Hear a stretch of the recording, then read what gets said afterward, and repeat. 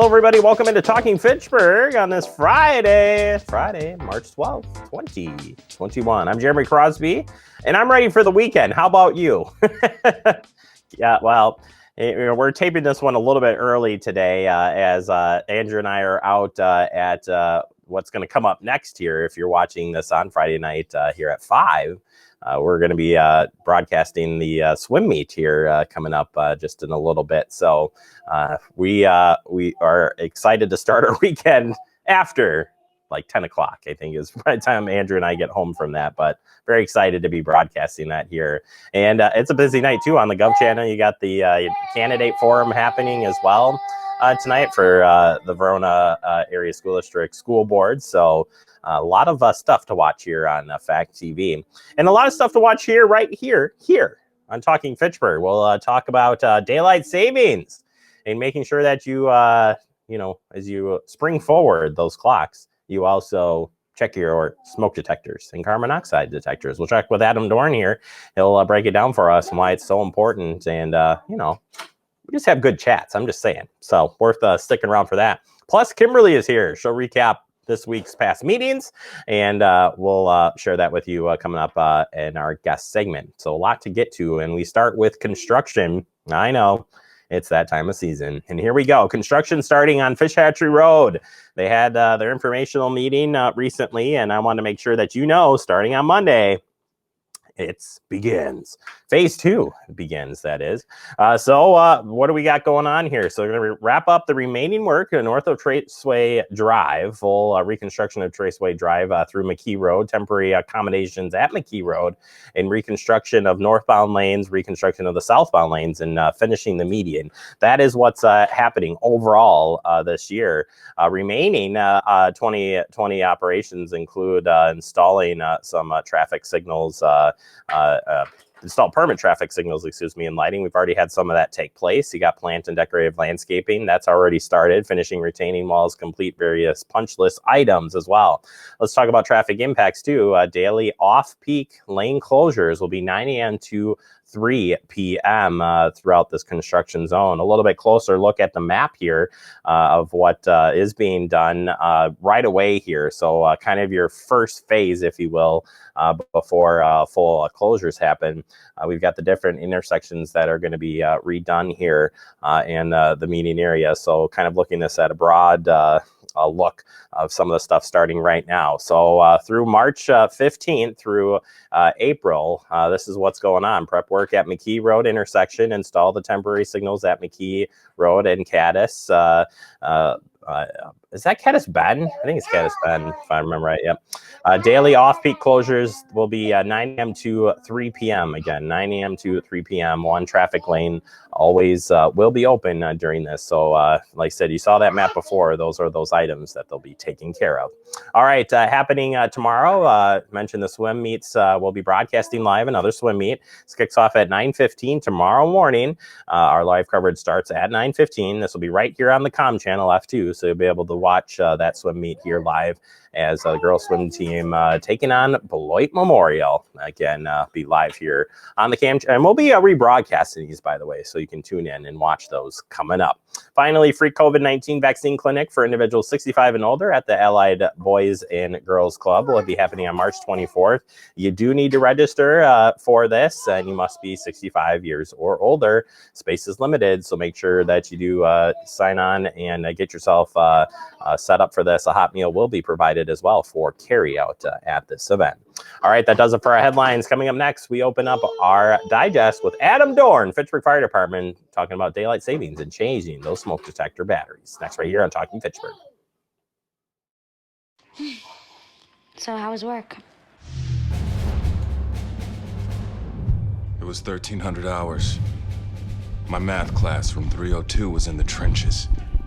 Davy Roth had it the worst. Fractions were coming at him left and right. He just didn't get the damn things. 2 days ago, I tried to teach him what 1/4 of 1/2 was using different sizes of blocks. Yesterday, I tried again by dividing up pizza. Both missions failed. Oh no. But today, I was ready.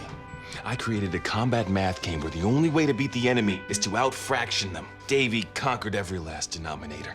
My game was so successful, the principal is deploying it to math squadrons all over the school. Anywho, how was your day? Oh, today my boss treated the office to salad wraps. Salad wraps. I know. Find good stuff at Goodwill and bring good home. Welcome back into Talking Fitchburg. Joining me today for the Fitchburg Fire Department, it's our public education dude, Adam Dorn. Dude, what's up? Not much. How are you? I am full of it today, so this should be an interesting segment at best. You bring the best out of me, Dorn. That's all I'm saying. Hey, first and foremost, I just want to say thank you. You have been just on a roll this year with bringing in some awesome guests, so I really appreciate it. If you haven't had a chance to go check out the library this year of all the great videos and interviews that we've done, we've had just a great lineup this year, and it's because of that guy right there. It's Dorn. Well, thank And today, yeah, we appreciate it, Dorn. Let's we're getting close here to our time change, and that does bring up a great time to really think about changing your smoke detectors, carbon monoxide detectors, and why do we associate it with the time change? So I don't even know how long ago it was, but a few years ago, the time change actually took place roughly 6 months apart. So it was a great thing for the fire service to latch onto to say, hey, when you change your clocks, let's change the batteries in the smoke detectors as well, because a lot of times people would change the batteries in their clocks at the same time to make sure that they wouldn't stop on them unexpectedly. So it was just an easy way for people to remember to make sure they always had working smoke detectors. Now with some of the changes that have happened with daylight savings times, where they kind of push it back and move it around a little bit, it's not quite 6 months, but it's still a great way to remember to change the batteries in your smoke detectors. Why, in this day and age, why are we still dealing with the batteries? Why are we still, shouldn't there be an easier technology out there? Why isn't this Wi-Fi yet? Yeah, so your smoke detectors still need some sort of a power to make them operate. And whether that's hardwired in most of the newer smoke detectors in your homes and the newer homes, they're all interconnected. So that allows them to kind of work off of one power source. But if that power source is interrupted, say the power goes out, you still need the batteries in there or some sort of a power supply in the smoke detectors to make sure that they will work when the power does go out. So that's why we still need these batteries. That's why it's not all Wi-Fi. That's just one of the newer technologies that's available, but it does not solve all of our problems that we may face. And what about the ones that do have that direct power? They all come with a battery backup, mostly because of that very reason. Exactly, and that's exactly what it is. That if the power does go out, they still want to make sure that there's power in that smoke detector so it operates. Because sometimes the power may go out because of a fire, but there may not be enough smoke to set off the smoke detector before the power goes off. I like the interconnectivity idea because if one goes off, they all go off. And it wasn't a technology that was affordable in homes, but definitely it's getting there. It's still pretty pricey. I've been actually pricing them out because I'm anticipating here. I've been trying to. I think I've still got a couple alarms that are probably original house date, but I've got different alarms around those. So I'm working through it. But why would it be important to even consider, and I know we all know on the surface why it's important that maybe to put in one of those systems. But, how long does it take smoke to maybe travel, let's say fire starts in the basement to maybe a second floor or third floor, whatever the case may be? Yeah, great question, right? So if we are living in a perfect world and when we go to bed, let's just say most fires happen at night when we're sleeping, right? And if we're in bed sleeping, we have our bedroom door closed. If we have a door at the top or the bottom of the stairs, that door is closed. Now we have a whole nother level that the smoke needs to go through. Say it's the main level. So you're sleeping on the second floor, you have the main level of your home, and then you probably have a door to the stairway that goes to the basement. So that door is closed, and if the fire starts in the back corner of your basement away from the stairs, it has to travel all of that distance to make the smoke detector go off upstairs. It has to go through at least two doors, your bedroom door and the door at the top of the steps, plus all the other space. So when they're interconnected, you get notification right away that, hey, there's a smoke detector that has been activated somewhere in your house. You may not know where it is, but you will at least know something is going on. And by having them interconnected, it gives you more time, more opportunity to get out of a house. In the past, they used to say you'd have 20 minutes to get out of a house in what we call legacy construction, where 2x4s were actually 2 inches by 4 inches, and there was nothing else. You know, they weren't glued together, and they weren't pressed together with gusset plates and all that other stuff. Nowadays, in our construction today, we have about 3 minutes to get out of the house once the fire starts. That That's is why it's so just important. amazing. Yeah. I absolutely, and I appreciate you explaining it, because I think it is a real problem in a lot of homes that, you know, even if they're not interconnected, if you have one in the basement, and I'm just thinking I have a tri-level, that could be, let's see, 1, 2, 3, 4 doors closed. That I might never hear any of the alarms as it would make it up to my house, or up to where we sleep, and everybody's kind of in the same area, so it would be a kind of a tough thing. Let's turn our attention to the 10-year replacement plan, something that's come up in the last several years. And if you've sat through one of our interviews, we've talked about this in the past, but why this 10-year mark now of these things need to just be totally replaced and put in a new smoke detector? Yeah. After about 10 years, the smoke detectors kind of reach the end of their life cycle. They are always working. That's one of the reasons why they have that power supply. They're always working. They're always making sure that there's no smoke in the air. And if there is, it will alarm. One of the other things to think about is that if you put a smoke detector up, right, and you never do any kind of maintenance to it, which we're supposed to, which I'm sure, you know, to be honest, probably the majority of the people don't do the maintenance that they're supposed to keep their smoke detectors operating properly. So we need to make sure that they're being cleaned. That could be in multiple different ways of doing it, but whatever the manufacturer recommendation is, that's what we're supposed to do. But if we don't clean them and we don't maintain them and test them that they are operating, we need to make sure that they're replaced after 10 years, because they get to the end of the life cycle and they need to be, you have to put a new one up. It's reached the end of the life cycle. It's served its purpose for the time. Yeah, I think I was thinking technology too is probably changes, as frequently as it does now. So certainly, I'm thinking in the next 5 years, most of them will probably be a Wi-Fi or some connected way. Certainly, you always have the opportunity to buy smoke detectors of the original state, but not all smoke detectors are made alike. You can get your basic smoke detector, but there are other combination smoke detectors out there. And you used to think, well, carbon monoxide smoke detector, but that's even increased more to like explosive or material, I don't know, gases, I guess you would say, that can cause that. So first, what's out there in the market that you've seen, Doran? What do we have for options for besides just smoke detector? Yeah, so there's the photoelectric smoke detector. There's the ionization smoke detector. Those are the two main smoke detectors. They basically work the same. One works better with a smoldering fire. One works better with a free burning fire. The difference between the two of them is pretty small, that it really doesn't make a difference which one you use. They will both work appropriately. But with that, the smoke detectors are being coupled with the carbon monoxide detectors. So you have a combination carbon monoxide smoke detector. There's also standalone carbon monoxide detectors, and there are carbon monoxide and explosive gas detectors. So those are the three real big ones that we've seen out there. I'm sure there's some other ones, but those are the three most prevalent ones that are available to the public.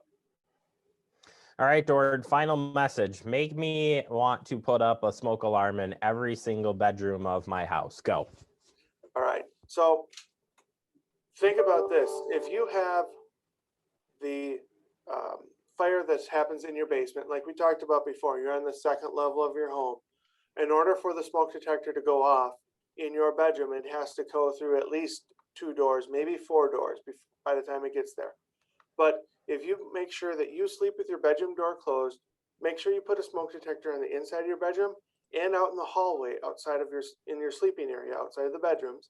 You want one on every level of your home, including your basement, at a minimum. That way, doesn't matter where the fire starts, you will get some sort of a notification, whether they are interconnected or not. They all need to be there. They all need to be working. Make sure you test your smoke alarms at least once a month to make sure they're working properly, because if you don't, you may not get out of a house fire, or a fire that out of your house where there's a fire inside. And the biggest thing, make sure they just plain old work. Make sure the batteries are in there. Don't take the batteries out because, maybe mom or dad burnt something on the stove again, or maybe the kids burned something on the stove and they were trying to cook and they're learning to cook. Don't take the smoke alarms, the batteries out of the smoke alarms. Make sure they're in there. There's newer technology out there where you can leave batteries in there. You can hush the smoke detector, leave it in place. It will still operate as needed. And most importantly, this weekend, when you test your smoke alarms and you check your clocks to change the time on them, test your smoke alarms as well, because that alone could save your life. It could get you out of your house so that you can see the rest of your family and make sure that they know you're doing what you need to do to stay safe. Yeah, and especially if you have kids, you're setting the example for the kids in the future. So doing that just gives them an idea. Well, I guess my parents always did it, so I suppose I better do it too. Dorn, thank you so much for all the information. Certainly, you've got some information up on your website, the fire department's website, fitchburgwi.gov. And Adam, we'll look forward to having you back on real soon. Thank you, buddy. Thanks, Jeremy. Have a good day. You too, Adam Dorn, Fitchburg Fire Department, our public educator, and so much more for everything he does for us here at Fact TV. All right, take a quick break. More to come. You're watching Talking Fitchburg. Yeah, I know, but Yeah, you just look at that. It's so sad. Did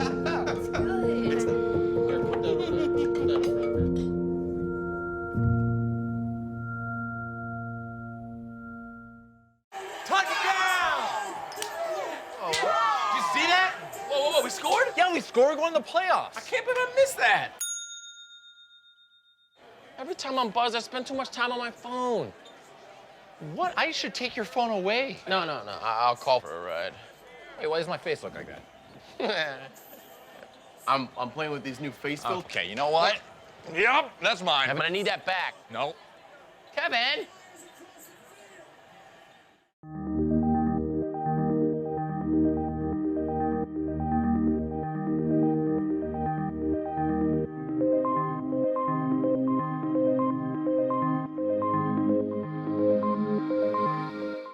Welcome back into Talking Fitchburg. Join me today for the Fitchburg Star. We got Kimberly back. Kimberly, welcome back to the show. I saw you taking a sip of coffee. It's been a busy week for you. When is it not busy for you? How about that? Well, we've had all of our anniversary stories for COVID, so that's been a lot of fun. Who doesn't love remembering this time last year? It's just a joy. Yeah, I'm thinking this time last year we were scrambling, trying to prepare for the worst and everything else in between. It was quite the week and then quite the year. And maybe we'll have to do a separate time talking a little bit about that. But we're here to recap some of the recent meetings. A lot of stuff going on out there. And I'm just going to let you jump right in. What is our first area you'd like to talk about? Oh, sure. Well, we can talk about the pickleball courts at McGaw. So the city will be building 8 pickleball courts at McGaw Park. Those were approved at the Common Council meeting Tuesday night.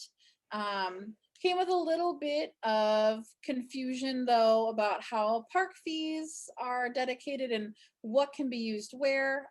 There are also some concerns that, you know, they were going to build an amenity at a park that already had other amenities while they were trying to build park space in another area of the city that is underserved. So there was quite a bit of discussion about that. But ultimately those pickleball courts got approved, and they won't be building the parking lot and the path next to them, but there will be pickleball courts at McGaw. So. And all those meetings are definitely available online if you want to go back and watch them. Kind of this process has played out, so those are all up at Fact TV, as it were. All right. Other pieces out of that meeting. Well, we have a Stoner Prairie Park ad hoc committee created. So this is in the neighborhood near Seminole Highway and Lacey Road, kind of in that northwest or northeast intersection. Sorry, the northeast intersection. So you're getting 2 new developments in that area, and so they're working on building out a park, and so that ad hoc committee will have 15 people on it, which sounds like a lot, but there are a lot of people who are interested in being a part of this group, and so. Some of the people involved with the group are park commission members, different like homeowner association members. One of them is a homeowner association and a former council member. You've got a council member on there. And then you have a couple of different entities nearby where you've got the Stoner Prairie Elementary School principal, and then one of the leaders at Black Hawk Church. So there will be a lot of meetings in the future talking about what that park, that community park is going to look like. So that ad hoc committee got created on Tuesday. Yeah, it'll be good to see everybody coming together and see what comes out of that space. So it's a good step forward there in that process. Also, processes in the assessing world, things we've got some updates there on what will be happening with assessing. Absolutely. So usually every year the city reassesses properties, and they do that by looking at home prices, saying, all right, well, homes in this neighborhood went up by 2%, so we're going to value all homes in that neighborhood up by 2%, or you know, reevaluations get done when someone does, you know, a renovation, or they demolish a garage or something, like anything that would have a change to their property. But because of COVID-19 this year and a backlog of work they've had to do in 2020, they're going to do what's called a maintenance year this year. So really that means that nobody's property valuation is going to change unless the city is told that there needs to be a change, whether it's related to, you know, COVID-19 impacts, remodeling, demolitions, all that kind of good stuff. The city does need to know by March 31st. So there is a little bit of a ticking clock there to let the assessing department know about it, to let the assessing department know that changes need to be made. People can call 270-4235 and talk to Amy Mercer, who is the head of that department. But I think one of the main takeaways from that is that just because your assessment is going to stay the same does not determine whether your taxes are going to stay the same. It's important to note that just because your assessment stays the same does not mean that an entity such as the city, the school district, the county, they could charge a higher mill rate or a lower mill rate and still have an effect on your taxes. So important to remember that just because your valuation is going to stay the same does not mean your taxes will. It's good to have that expectation going into the rest of the year. So no, I'm glad you point that out, because definitely important. We do a tax report each and every year with our finance director, explaining just that. You know, you definitely have your assessments going on, but you have different entities when it comes to your taxes, and it's where you live, the school district. It's all of that factors into that. So glad you're pointing that out. That's good information.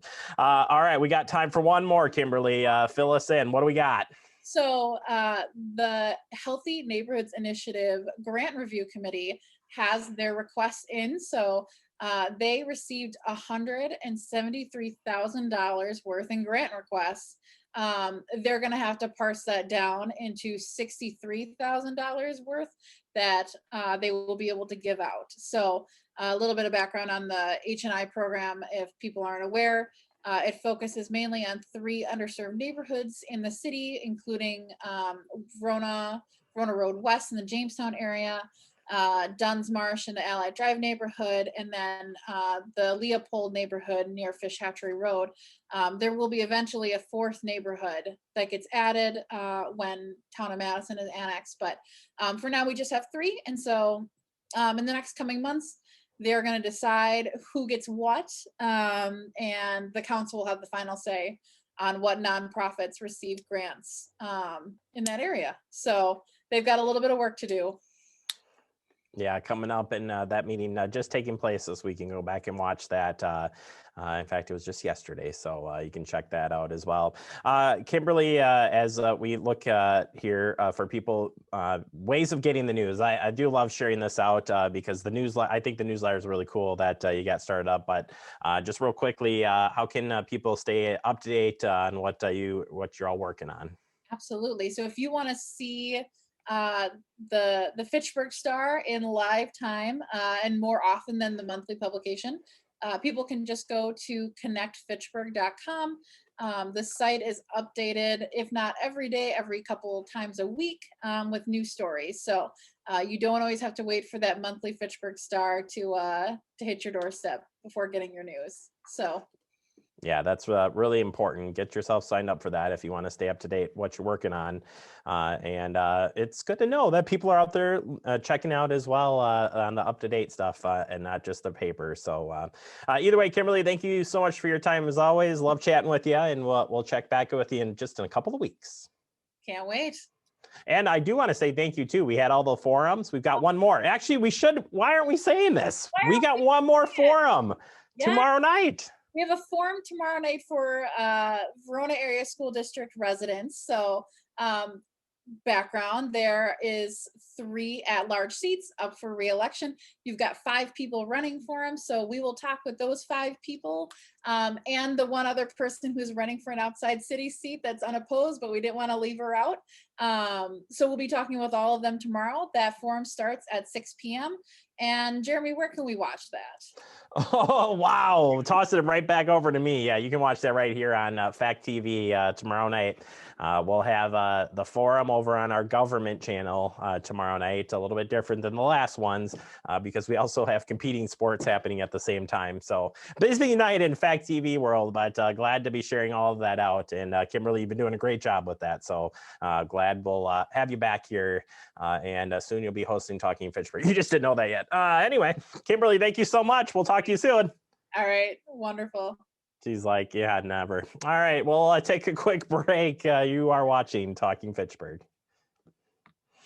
You could be spreading the coronavirus without realizing you have it. So follow guidance from authorities where you live and do your part. It's important to limit in-person interaction with anyone outside of your immediate household, but phone and video chat are safe ways to connect. It's also important to limit any social gathering. This advice applies to people of any age, including teens and younger adults. Visit coronavirus.gov for the latest information.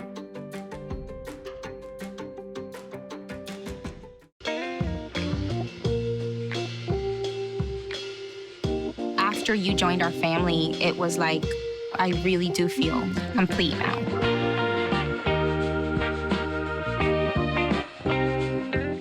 We're all just trying to keep things running for those who rely on us. Ready! That's why we don't have time to be sick with the flu. And especially this year, no one has time to get sick. Get a flu shot for yourself and those around you too.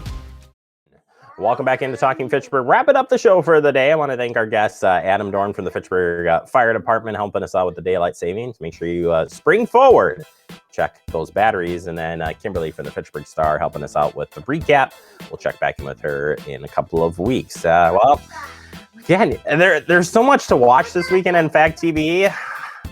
I don't know what to tell you more than this. It's right here. Tune in via Facebook, YouTube, Apple TV, and Roku. And have a great weekend, everybody.